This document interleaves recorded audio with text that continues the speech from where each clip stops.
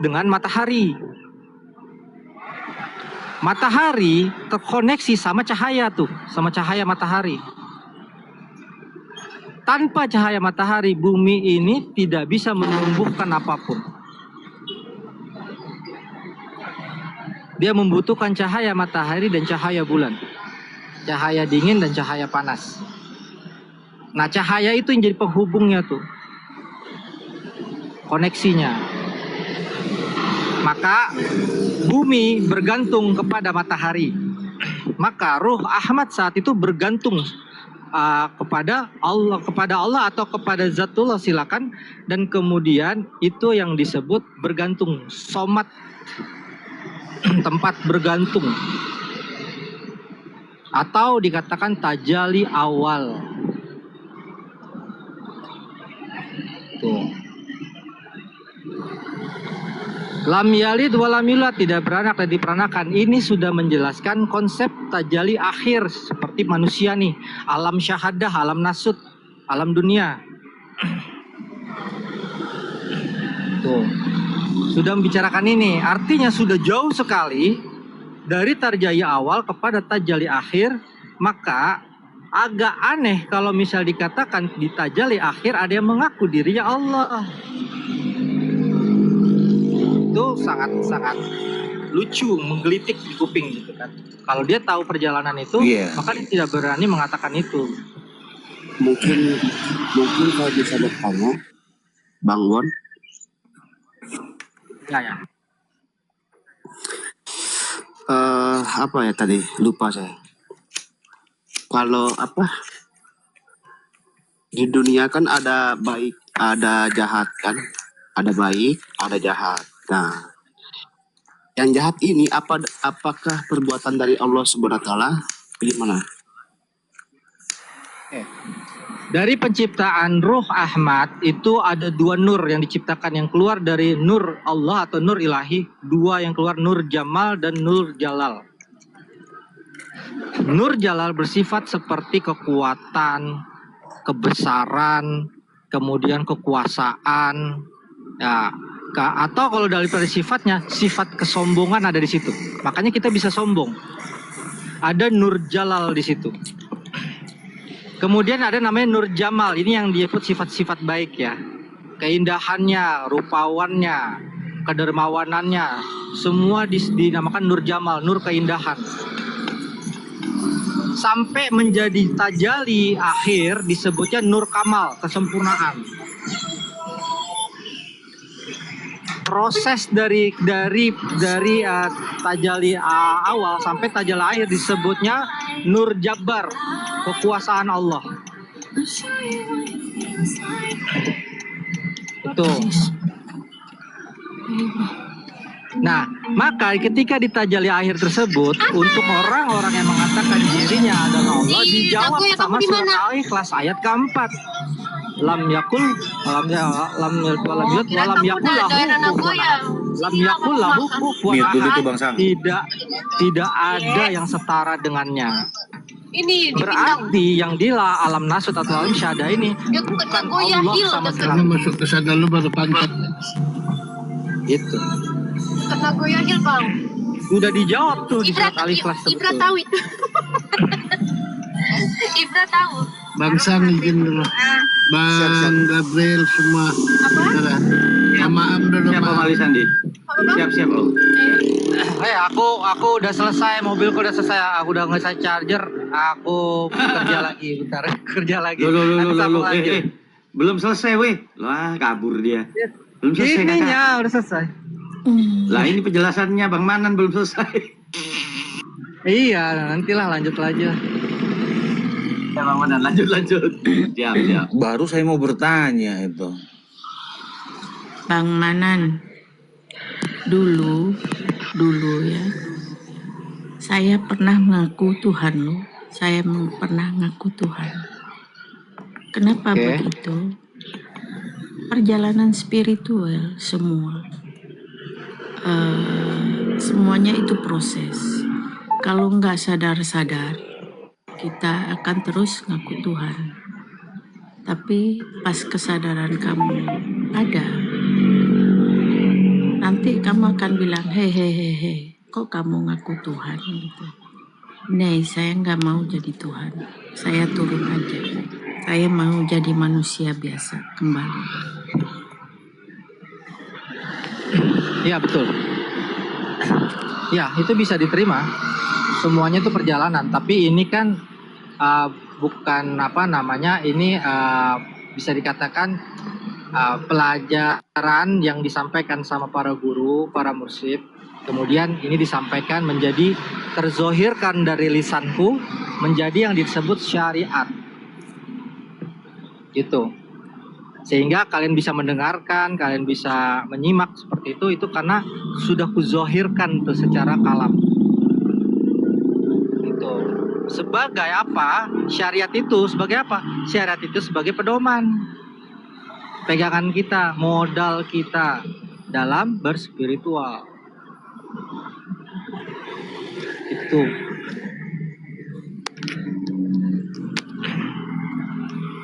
Itu Mbak Mala. Iya betul.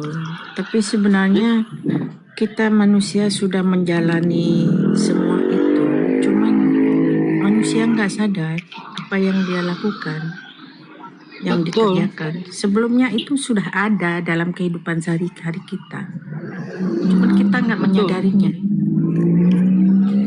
Ada di dalam diri kita sebukan min anfusikum kan gitu kan, ada di dirimu apa kan gitu kan, tapi kita tidak menyadari, kita tidak segala macam. Kalau kita bisa mampu mengenali diri kita itu, maka kita akan masuk terus ke dalam. Jadi kalau dikatakan level kasyaf itu level sodron, lapisan luar bagi kolbu.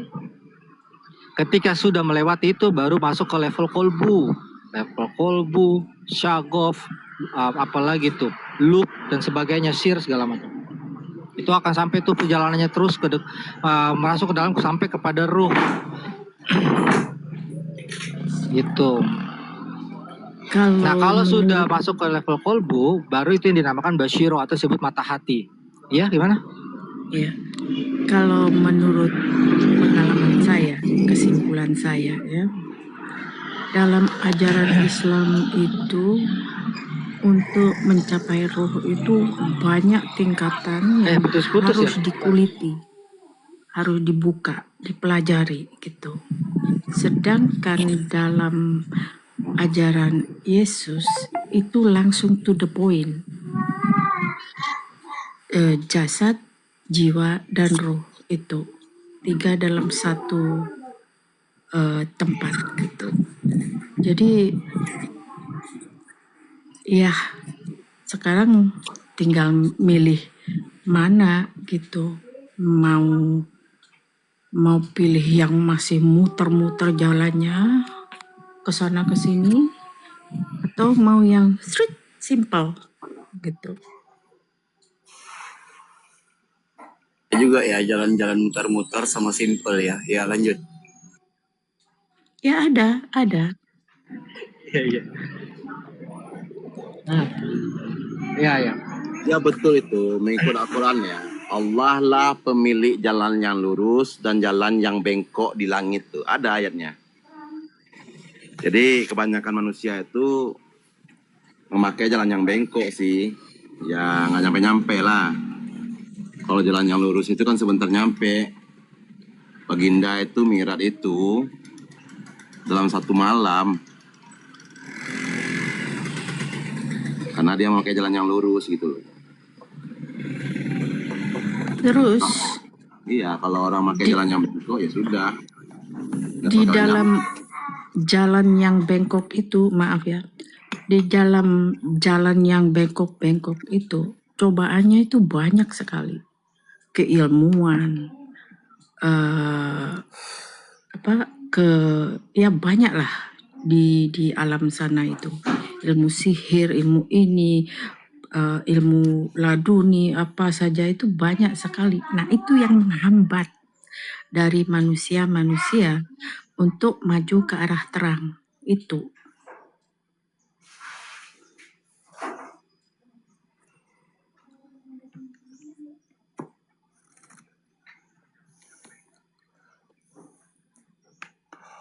yang lurus, dua-duanya sama ininya ujiannya gitu.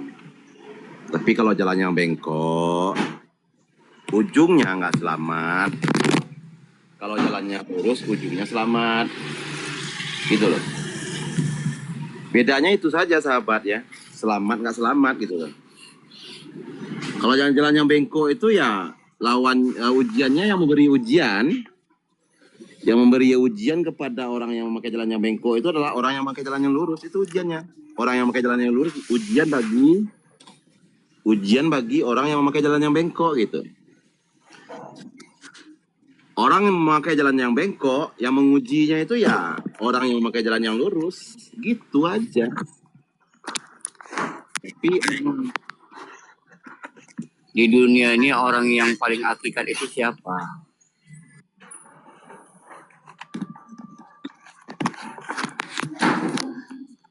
yang paling hakikat itu ya Pak Nabi. Bersyariat. Syariat itu penampakan amalan, amalnya nampak. Bagaimana menyinkronkan di antara hakikat dan syariat? Kalau masih ingin menunjukkan atau ingin menampakkan. Ya bisa lah, kenapa nggak bisa? Apa masalahnya tuh?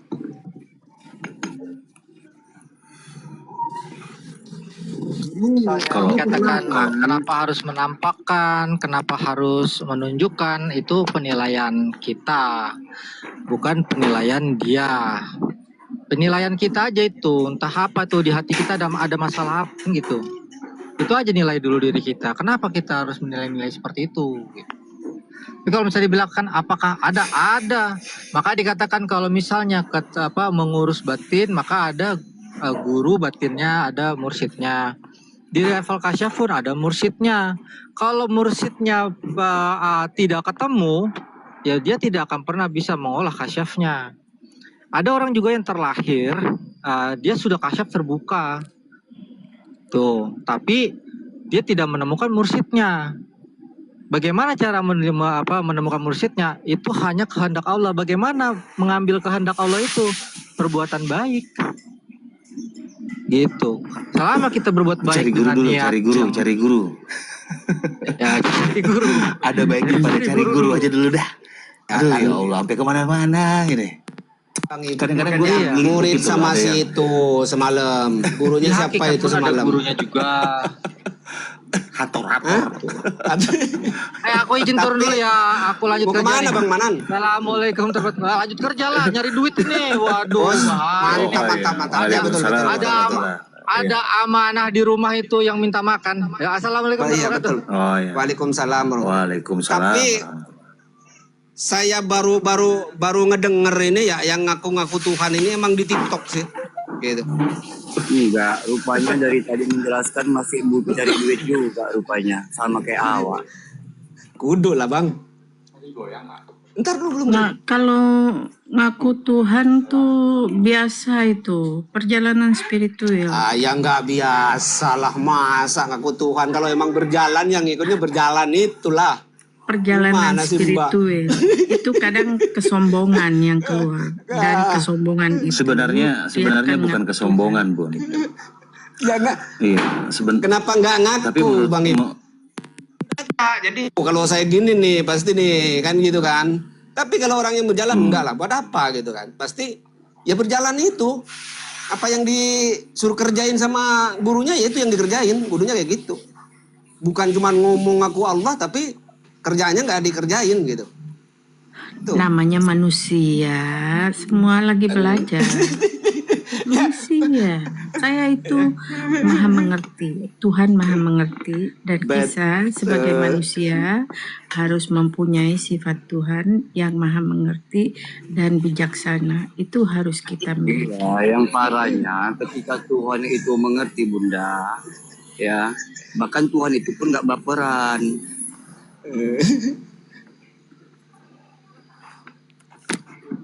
Jadi kalau menurut saya gini nih, menurut saya ya yang saya pernah pelajari gitu ya, kalau orang mau belajar ma'rifatullah ada beberapa tahap begitu. Yang pernah saya dengar begini, untuk memulai awal itu ya pertama harus berma'rifatul hayat, kalau nggak salah ya, hayat. Waalaikumsalam warahmatullah. Yang kedua baru mengenal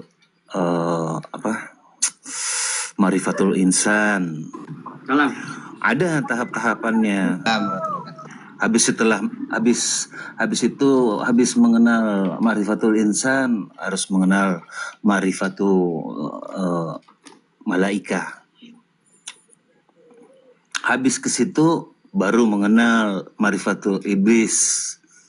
Setelah baru masuk ke ma'rifatul iblis, ada satu lagi tahapan, harus dia mengenal ma'rifatul syaitan. Baru tuh. Jadi ketika mau mengenal Allah, tahapan-tahapan yang ini itu sudah harus dilalui. Itu tingkatannya tuh. Karena untuk menaiki tangga tertinggi harus melalui dari bawah, tengah, baru ke atas. Begitu. Lanjut. Jadi milihnya yang mana nih Bang? Marifat iblis atau marifat Allah gitu? Kenali semua. Ya, harusnya bertanya kepada diri dulu sendiri gitu loh. Saya ini berada di posisi mana ya? Enggak usah diarahkan ke aku. Kira-kira dalam penjelasan yang abang udah jalanin enggak? Bedanya apa Bang antara marifat iblis, marifat malaikat sama marifat Allah? Itu 3 perkara berbeda. Buang itu Pak, buang itu semua yang ada, berani nggak itu? Baru muncul iblisnya. Ya, maksudnya baru kembali iblis itu. Semua yang ada di dalam diri itu, buang semua kalau berani. Buang semua. Apa yang ada pada diri kita hari ini semua buang itu coba.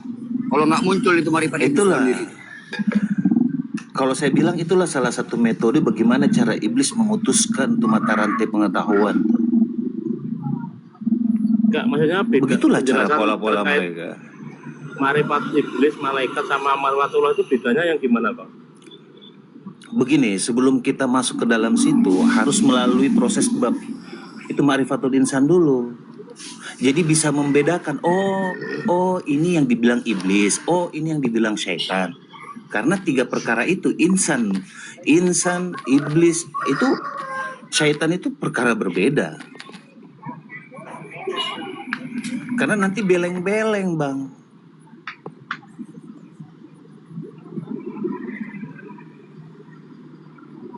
Tidak langsung frontal gitu, tidak langsung vertikal kepada Allah.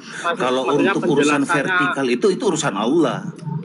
Penjelasannya yang gimana Bang? Maksudnya kan saya belum paham, mau nanya penjelasan itu perbedaannya gimana itu?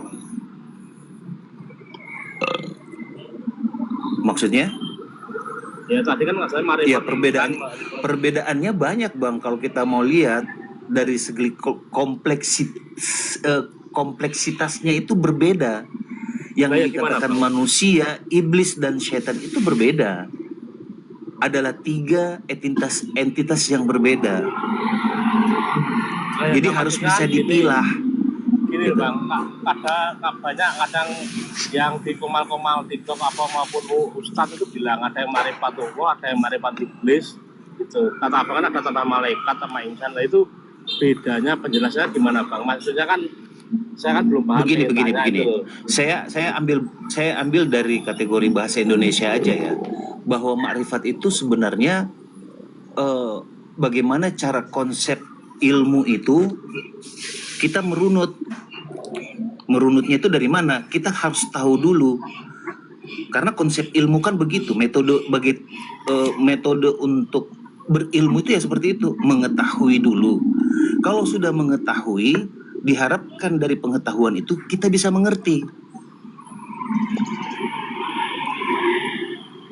Kalau sudah mengerti, di tahap mengerti itu diharapkan sampai ke tingkat pemahaman. Karena banyak yang harus kita catat bahwa ketika mengerti itu bukan pengertian dalam arti secara individu, inilah pengertian saya yang paling benar. Bukan. Karena dari 1001 jawaban itu, Anda harus mengerti bagaimana cara merampung semua itu, merampung semua pendapat itu, mencari rujukannya yang benar yang mana, istilahnya disortir gitu loh. Karena di situ tuh campur aduk antara yang hak dan yang batil tuh. Mana yang benar, mana yang tidak benar. Itu konsep mengertinya. Kalau pengetahuan itu banyak. Maksudnya perbedaannya itu loh, Bang.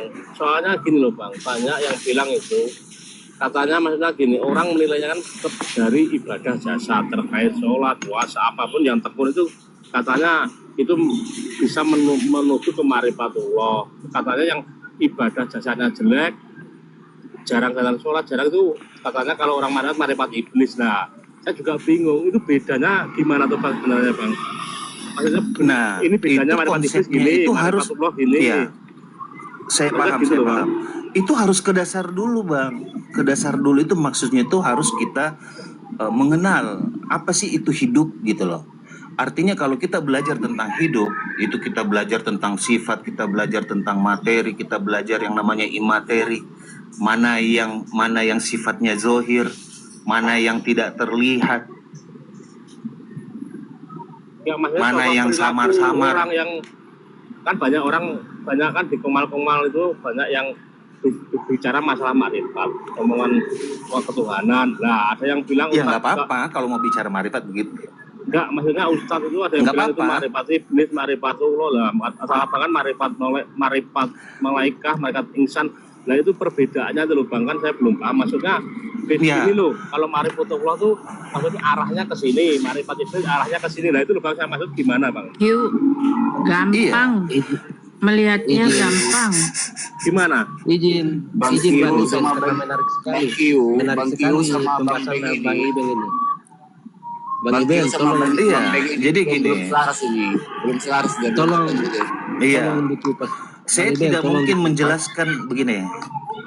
Saya tidak mungkin menjelaskan sesuatu yang levelnya apabila yang levelnya misalkan 3, saya tidak bisa menjelaskan itu kalau Anda belum menguasai atau tidak mengerti atau memahami level pertama.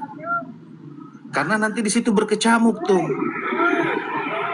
Artinya begini, makanya saya bilang ada tahapan-tahapan ketika kita ingin belajar bermakrifatullah, bagaimana mengenal Allah. Paling tidak kita harus mengenal apa dulu itu hidup, karena pengkajian hidup ini itu kompleks, banyak yang harus diketahui.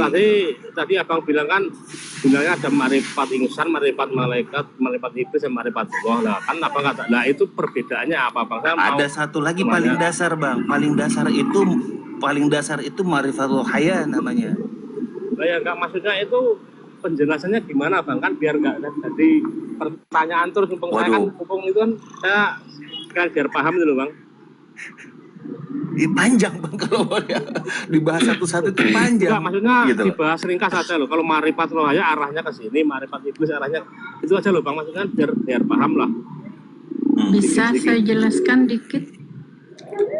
Boleh silakan Bang. Bantu menjelaskan Bang.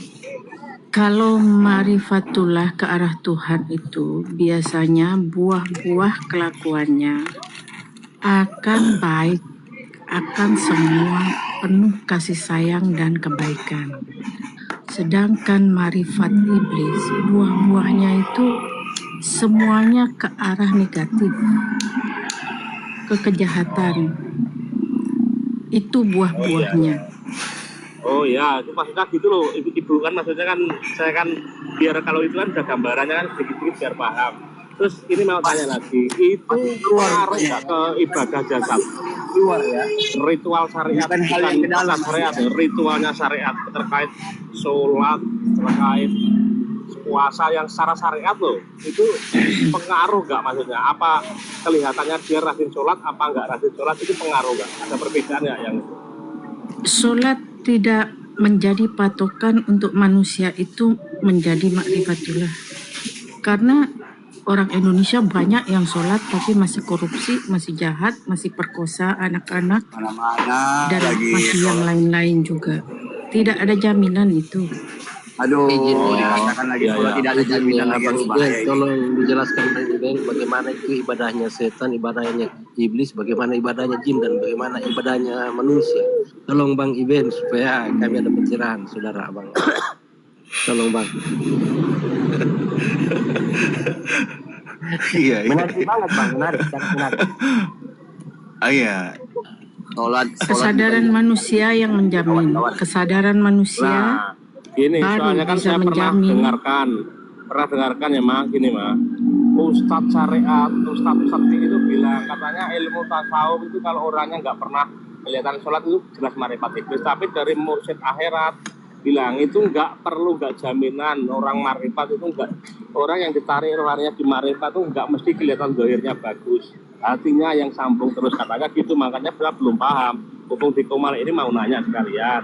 Nah, Maaf. artinya begini ya Bang, ada penjelasan supaya kita pahami supaya tidak beripat sembarangan, maksudnya begitu. Tolong pencerahannya tonton.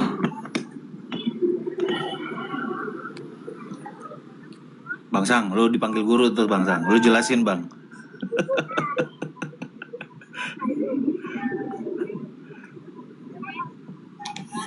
Iya, supaya kita bagaimana mau menyadari kalau belum paham. Jadi mohon pencerahannya Guru Iben, Tuan Guru Iben. Berarti Gimana, Bang? ibadah jasad nggak berpengaruh ke ibadah batin ya Bang? Nggak ada sambungannya. Maksudnya bukan gambaran ibadah batin Bang ya, ibadah jasad.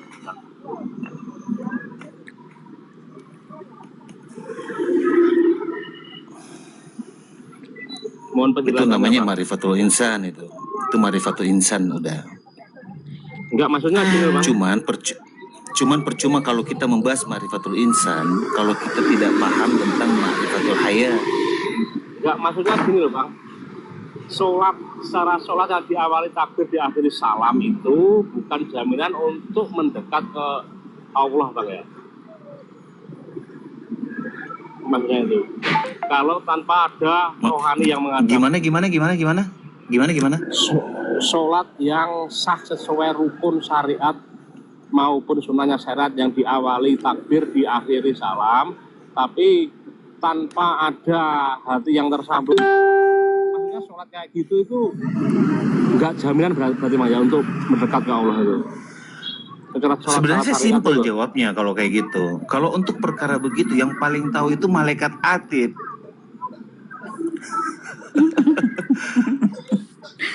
Itu ada yang catat Gini tuh bahwa loh. kamu tuh benar-benar sungguh sholat atau tidak, gitu loh. Saya kan pengalaman Itu ada di catatan Islam semua tuh. dulu. Ya, di Islam.